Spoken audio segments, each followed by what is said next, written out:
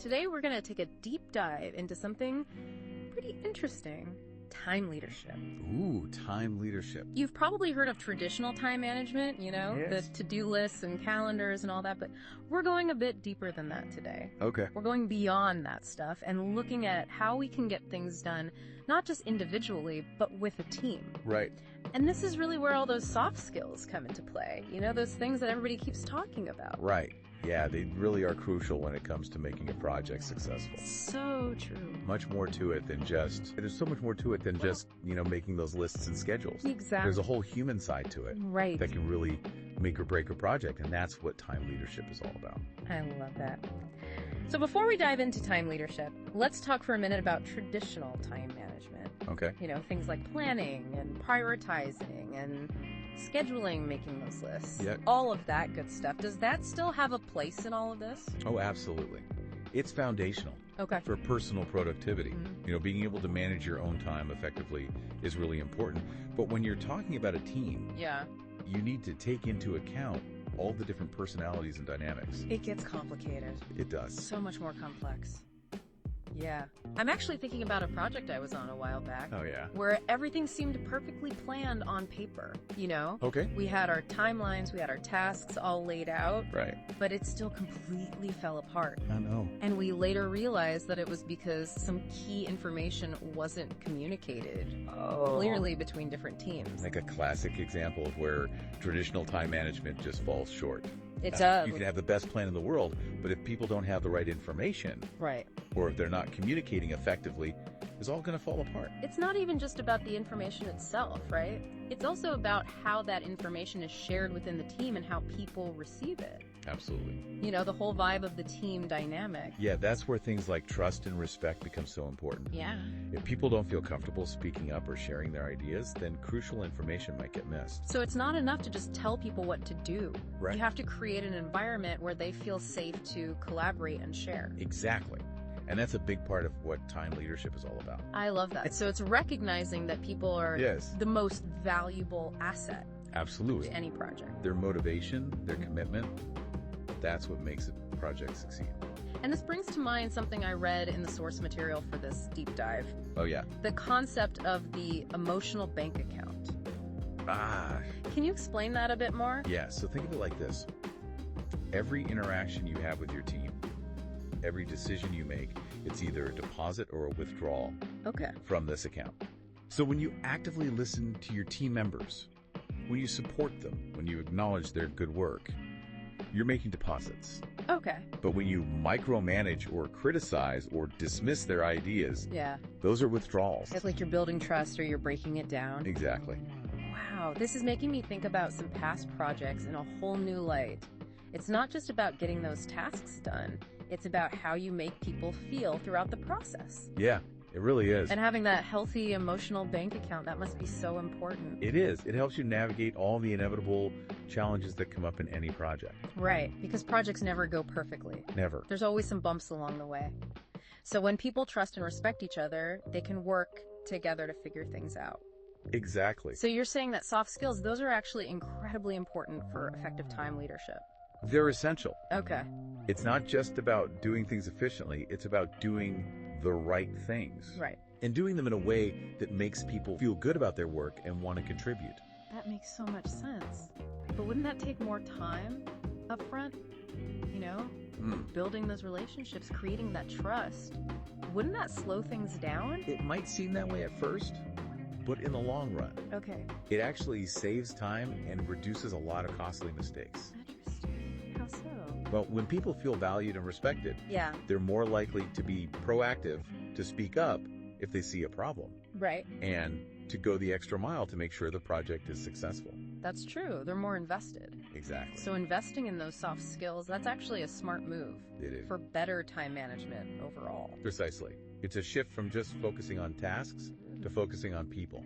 I love that. That's where the real power of time leadership lies. That's fascinating. So if we're moving away from just focusing on the tasks, Yeah. what are some of those specific soft skills that are crucial for time leadership? One of the most important is active listening. Active listening? I'm really curious about that. Yeah. Because I feel like there's a lot more to it than just Oh, absolutely. Nodding along. There's a lot more to unpack there, and we'll delve into that next. Okay, great. I can't wait. So active listening. It sounds like it's a pretty crucial soft skill for this whole time leadership thing. It really is. But what does that actually look like in practice? I mean, we all know it's important to listen, but is it really more than just nodding along and... Oh yeah, it goes way deeper than that. Okay. It's about truly engaging with the person who's speaking. Yeah. Making them feel like you understand their perspective. Gotcha. And that you've really heard them. So it's not just about the words themselves. It's about paying attention to their tone, how they're saying it, their body language, all of that. All of those nonverbal cues are so important. It sounds like it takes a lot of effort. It does. To really actively listen. It's almost like a form of empathy, trying to step into their shoes and see things from their point of view. Yeah, I can see that. It's about creating that space where people feel comfortable sharing their ideas, even their concerns and mistakes. Right, without feeling judged. Exactly. Because when people feel safe to share, that's when you can build real trust. Makes sense. And is there any research that shows that active listening actually makes a difference in a team setting? There's some really fascinating research that shows teams with strong active listening skills are much better at identifying potential problems early on. Oh, that's interesting. Yeah. It's like they're more tuned in to what's going on. Exactly. They pick up on those subtle cues that something might be off track. Before it blows up into a bigger issue. Exactly. It's like having an early warning system for your project. So it's not just about being polite. No. Active listening is actually a strategic advantage. It really is. For any team. That's amazing. Okay, so let's shift gears a bit here and talk about something that comes up a lot in these time management discussions. Yeah. Multitasking. Ah, yes, the multitasking myth. Oh, the myth. It's a myth. I was going to say, I feel like I'm constantly multitasking, but I'm never really sure if I'm actually being productive. Well, and that's the thing. A lot of people think they're great at multitasking. Right. But research shows that true multitasking, where you're giving equal attention to multiple things at once, right, it's just not possible. Our brains aren't wired that way. So what's really happening when we think we're multitasking? We're task switching. Task switching. We're rapidly shifting our focus back and forth between different tasks. Gotcha. And while it might feel like we're getting more done, it actually comes at a cost. What kind of cost? Well, every time we switch tasks, there's this little mental lag. Oh, really? Our brains have to kind of reorient themselves to the new task. Okay. And all that switching back and forth leads to less focus, more mistakes, and in the end, we're actually less productive. I definitely feel more stressed when I try to do too many things at once. That's another downside. It increases our cognitive load and leads to that feeling of overwhelm and burnout. So if multitasking is a myth, what's the alternative? Do we all need to become hermits and just focus on one thing at a time? Well, there's a balance to be found. We can't eliminate task switching entirely. Right, because we all have multiple things we need to do. Exactly. Yeah. But we can become more mindful of it. Okay. And use strategies to minimize those negative effects. Like what kind of strategies? Well, one really effective approach is to block out time for focused work. Okay. Eliminate distractions, silence those notifications, and just dedicate a specific chunk of time to deeply focus on one task. So like create those little pockets of flow state. Exactly. And then when you do need to switch tasks, be intentional about it. Okay. Give yourself a mental break, maybe stretch or take a walk before jumping into the next thing. Hit the reset button. Exactly. Now, before we move on, I want to touch on something really important that ties into our discussion about soft skills and emotional intelligence. We've talked about building trust and connection within teams. Right. But how do we actually do that in a world that's so obsessed with speed and efficiency? Yeah, that's a great question. It's like we're constantly being pulled in opposite directions. Get things done quickly. Right. But also nurture those human connections. So how do we find that balance? That's the million-dollar question. Yeah. And there's no easy answer. Right. But it starts with recognizing that people are not just cogs in a machine. Right. They have emotions, they have aspirations, they have needs, and we need to acknowledge and respect those things. And ultimately, those human elements are what drive creativity and innovation and Absolutely. True success on any project. Couldn't agree more. And as we move into the final part of this deep dive, I really want you to reflect on how you can bring more of those human elements into your work. Yeah. And into your team dynamics. It's not just about managing time. No. It's about leading with heart. Beautifully put.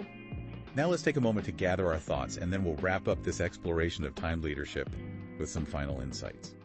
Okay, we're back and ready to wrap up our deep dive into this whole time leadership thing. It's been fascinating, right? It really has. We've covered so much ground. Yeah. But before we go, I'd love to hear your take on the bigger picture of time leadership. Okay. Why does it matter so much beyond just getting projects done on time and all of that? That's a great question, and it really gets to the heart of what time leadership is all about. Right. You know, it's not just about efficiency or hitting those deadlines. Yeah. It's about creating a work environment where people feel valued and respected and empowered to do their best work. So it's like you're creating a more fulfilling experience for everyone. Exactly. Not just for ourselves, but for the whole team. And when we shift from that purely task-focused mindset to something more people-centric, we unlock this whole new level of creativity and innovation and collaboration. It becomes less about managing time and more about leading with intention and empathy. Couldn't have said it better myself. You know what's really interesting? What's that? These principles of time leadership, they go way beyond just the workplace. Oh, really? Yeah, they can have a huge impact on our personal lives too. How so? Well, think about all the skills we've been talking about. Active listening, empathy, clear communication, building trust. Right. Those are the foundations for any healthy relationship. That's true. Whether it's with your partner, your kids, your friends, even just people in your community. It's like the benefits kind of ripple outwards. Exactly. Time is our most precious resource, right? It is. And time leadership gives us the power to use it wisely and intentionally. Not just at work, but in all areas of our lives. Exactly. This has been such an eye-opening conversation. I feel like we've really gone beyond just those typical time management tips. Yeah. And dug into the human side of it all. The human element is so key. It really is. Yeah. So as we wrap up, is there any final thought you want to leave our listeners with? Well, the source material we've been discussing today really focused on time leadership in the context of project management. Right. But as we've talked about, these principles can be applied much more broadly. Yeah, for sure. So here's my challenge to you, dear listener. How can you use these principles of time leadership, this blend of soft skills and those traditional time management techniques, and a mindful use of technology? How can you use all of that to create a more fulfilling and impactful life? Both personally and professionally. Exactly. That's a really powerful question. It is. And I think this deep dive has given everyone listening the tools and insights to start exploring that. I hope so. So remember, time leadership, it's not just about checking things off a list. It's about leading with intention, empathy, Yes. and a genuine desire to make a positive impact in the world. Well said. I couldn't agree more. That's a wrap on our deep dive into time leadership.